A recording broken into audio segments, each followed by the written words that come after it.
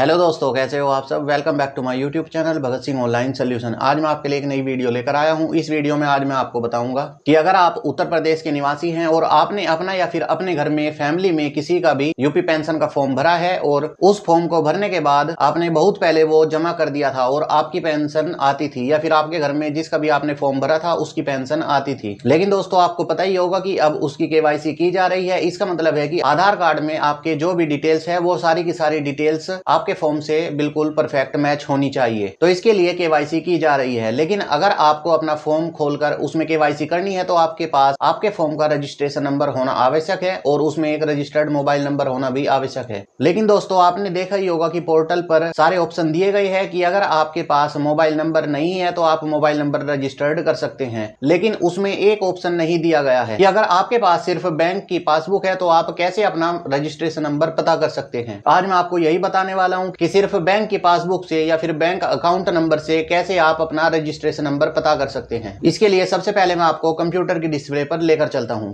सबसे पहले आप गूगल पर आ जाएंगे। गूगल पर आने के बाद यहाँ पर आप लिखेंगे यूपी पेंशन। जैसे ही आप यूपी पेंशन सर्च करेंगे तो आप सबसे ऊपर यहाँ पर देख सकते हैं लिखा हुआ है यूपी पेंशन स्कीम। इस पर आप क्लिक करेंगे। क्लिक करने के बाद आप इस ऑफिशियल वेबसाइट पर आ जाएंगे। ये उत्तर प्रदेश की पेंशन स्कीम का पोर्टल है। यहाँ सबसे ऊपर आप देख सकते हैं लिखा हुआ है वृद्धावस्था पेंशन, निराश्रित महिला पेंशन, दिव्यांग एवं कुष्ठ अवस्था पेंशन। जिस भी आप फॉर्म का रजिस्ट्रेशन नंबर पता करना चाहते हैं, आप सबसे पहले ये देखेंगे कि वो फॉर्म कौन सा भरा हुआ है। आपने वृद्धावस्था है तो इस पर क्लिक करेंगे, विधवा पेंशन है तो आप इस पर क्लिक करेंगे, और अगर दिव्यांग या कुष्ठावस्था पेंशन है तो आप इस पर क्लिक करेंगे। तीनों में से किसी पर भी क्लिक करेंगे, आगे का प्रोसेस तीनों का सेम रहेगा। जैसे कि हम विधवा पेंशन का फॉर्म का रजिस्ट्रेशन नंबर पता करना चाहते हैं तो हम इस पर क्लिक करेंगे, निराश्रित महिला पेंशन। उसके बाद आप नीचे स्क्रॉल करेंगे। स्क्रॉल करने के बाद आप यहाँ पर देख सकते हैं न्यू फॉर्म भरने के लिए ऑनलाइन आवेदन करें पर क्लिक करते हैं, लेकिन हमें रजिस्ट्रेशन नंबर पता करना है तो हम यहाँ पर क्लिक करते हैं आवेदक लॉगिन। उसके बाद आप यहाँ पर देख सकते हैं ऊपर पेंशन सिलेक्ट करेंगे।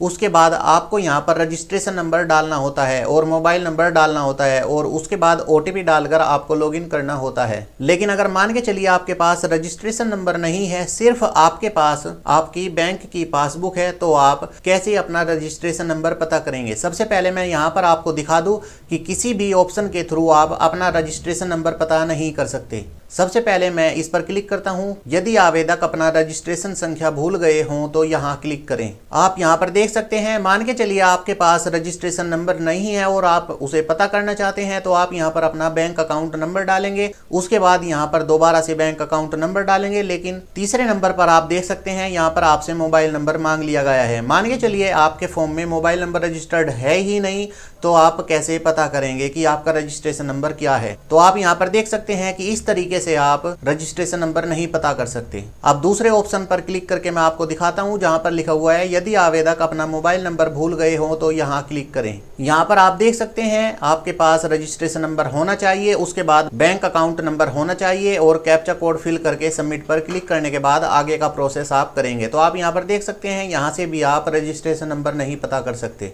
उसके बाद यहाँ पर आप देख सकते हैं यदि आवेदक अपना बैंक खाता संख्या भूल गए हो तो यहाँ क्लिक करें। इस पर मैं क्लिक करता हूँ। यहाँ पर भी आप देख सकते हैं कि अगर आप बैंक अकाउंट नंबर जानना चाहते हैं तो रजिस्ट्रेशन नंबर और मोबाइल नंबर की आवश्यकता है। इसका मतलब है कि यहाँ से भी आप रजिस्ट्रेशन नंबर नहीं पता कर सकते। उसके बाद यहाँ पर लास्ट ऑप्शन बचता है, पहले से रजिस्टर्ड आवेदक अपना मोबाइल नंबर अपडेट करने के लिए यहाँ क्लिक करें। इस पर मैं क्लिक करता हूँ। यहाँ सबसे पहले आप स्कीम पर क्लिक करेंगे, आपकी जो भी स्कीम है। उसके बाद आप यहाँ पर देख सकते हैं आपको बैंक अकाउंट नंबर डालना है।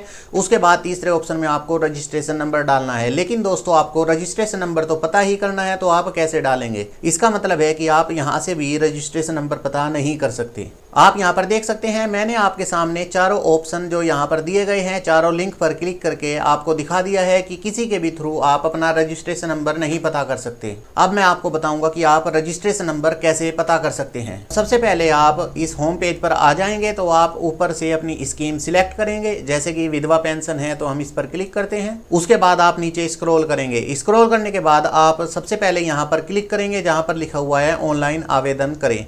दोस्तों मैं यहाँ पर आपको न्यू फॉर्म भरकर नहीं दिखा रहा हूँ, आपको मैं रजिस्ट्रेशन नंबर पता करने की ट्रिक बताने वाला हूँ। क्लिक करेंगे ऑनलाइन आवेदन करें, आपके सामने ये पूरा फॉर्म खुलकर आ जाएगा। आपको मैं दोस्तों यहाँ पर बताऊंगा कि आप कैसे अपना रजिस्ट्रेशन नंबर पता कर सकते हैं। दोस्तों सबसे पहले आप अपना जिला सिलेक्ट करेंगे, यहाँ पर आपको कुछ जानकारी एकदम सही डालनी है और बाकी जानकारी आप फॉर्मेलिटी के तौर पर कुछ भी डाल सकते हैं। जनपद आप अपना एकदम सही सिलेक्ट करेंगे, उसके बाद आप गांव से है या फिर शहर से है ये एकदम सही सिलेक्ट करेंगे। अगर आप नगर क्षेत्र से हैं तो आप इस पर क्लिक करेंगे, अगर आप गांव से है तो ग्रामीण के सामने क्लिक करेंगे। उसके बाद तहसील पर जाएंगे और अपनी तहसील सिलेक्ट करेंगे। उसके बाद आप यहाँ पर अपना टाउन सिलेक्ट करेंगे। उसके बाद आप यहाँ पर वार्ड नंबर में जो लिखा हुआ है यहाँ पर कुछ भी सिलेक्ट कर सकते हैं। अगर आप गांव से हैं तो आपके सामने वार्ड का ऑप्शन नहीं आएगा। उसके बाद आप यहाँ पर देख सकते हैं आवेदक का नाम। दोस्तों आप यहाँ पर आधार कार्ड में जो भी डिटेल है वो एकदम यहाँ पर आपको सही डालनी है। आप यहाँ पर सबसे पहले आधार कार्ड के अनुसार नाम डालेंगे, उसके बाद यहाँ पर लिंग सिलेक्ट करेंगे और आप यहाँ पर देख सकते हैं कि यहाँ पर सिर्फ फीमेल है। फीमेल का ऑप्शन इस वजह से है क्योंकि आप विधवा पेंशन सिर्फ लेडीज का भरते हैं। उसके बाद तीसरे नंबर पर आप सही जन्म तिथि सिलेक्ट करेंगे। उसके बाद यहाँ पर आप पति का नाम जहाँ पर लिखा हुआ है यहाँ पर आप कुछ भी डाल सकते हैं। उसके बाद श्रेणी आपको एकदम सही सिलेक्ट करनी है। यहाँ पर आप कोई भी मोबाइल नंबर डाल सकते हैं, यही मोबाइल नंबर आप यहाँ पर डालेंगे। उसके बाद आप एड्रेस में कुछ भी एड्रेस डाल दीजिएगा। उसके बाद आप नीचे स्क्रॉल करेंगे। स्क्रॉल करने के बाद आप यहाँ पर देख सकते हैं बैंक का विवरण।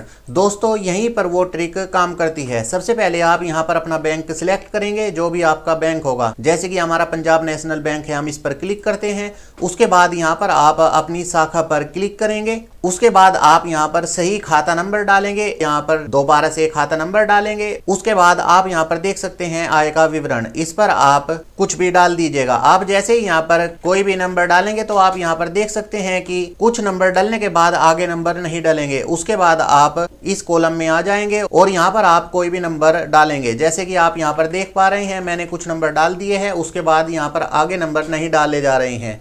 उसके बाद आप नीचे यहाँ पर आ जाएंगे, दस्तावेज डॉक्यूमेंट अपलोड करें। उसके बाद आप यहाँ पर देख सकते हैं आपको यहाँ पर कोई भी फोटो अपलोड करना है जो 20 KB के अंडर में हो। 20 KB से ऊपर का फोटो यहाँ पर अपलोड नहीं करना है। उसके बाद आप आगे यहाँ पर देख सकते हैं यहाँ पर आपको 100 KB से थोड़ा कम कोई भी डॉक्यूमेंट अपलोड करना है। उसके बाद यहाँ पर भी आपको कोई भी डॉक्यूमेंट अपलोड करना है। जरूरी नहीं है दोस्तों जो भी यहाँ पर लिखा हुआ है अपलोड करने के लिए आप सही बिल्कुल अपलोड करें, क्योंकि यहाँ पर आपको सिर्फ अपना रजिस्ट्रेशन नंबर निकालना है, तो इसके लिए यहाँ पर सही अपलोड करने की कोई भी आवश्यकता नहीं है। उसके बाद आप डिक्लेरेशन में यहाँ पर टिक करेंगे और ये यहाँ से कैप्चा कोड यहाँ भरेंगे और सबमिट पर क्लिक करेंगे।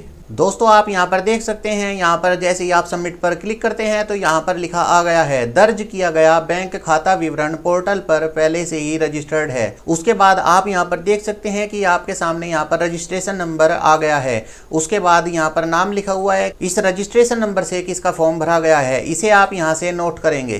तो दोस्तों आपने देखा कि हमने आपको रजिस्ट्रेशन नंबर निकाल कर दिखा दिया है। इसमें मैंने कोई भी डिटेल नहीं डाली है, इसके लिए सिर्फ मैंने बैंक की पासबुक का इस्तेमाल किया है। अगर आपको यह वीडियो जरा भी हेल्पफुल लगती हो तो इसे लाइक करें, अपने दोस्तों में शेयर करें और चैनल को सब्सक्राइब करके बेल आइकन को प्रेस कर ले, जिससे कि आने वाली वीडियो की नोटिफिकेशन आपके पास समय पर पहुंच जाए। धन्यवाद।